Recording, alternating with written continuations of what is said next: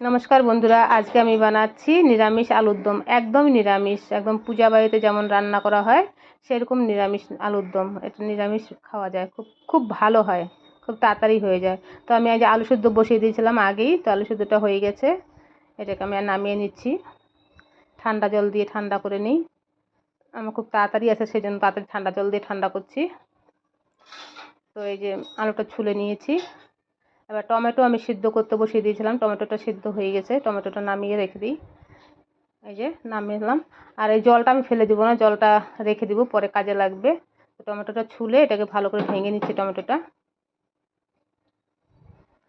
এর মধ্যে বাটির মধ্যে হলুদের গুঁড়ো, লঙ্কার গুঁড়ো, লবণ আর ধনিয়ার গুঁড়ো দিয়ে এটাকে একটু জলে মিক্সড করে ভিজিয়ে রাখছি।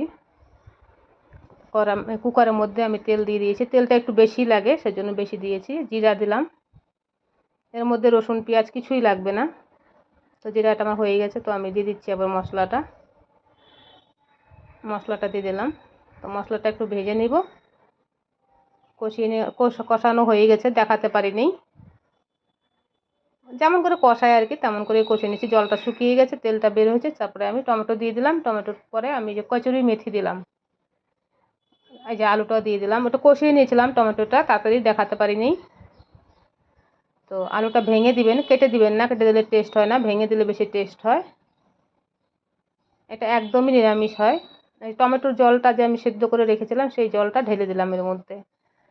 তো এটা হয়েই গেছে। এই যে আমি খুব স্পিডে দেখালাম।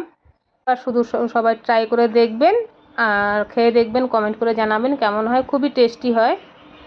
তো খুবই টেস্টি এটা সবজি, রুটি দিয়ে খাও, ভাত দিয়ে খাও, যেটা দিয়ে খাও সে সব দিয়েই টেস্ট লাগে এটা। তো ধন্যবাদ।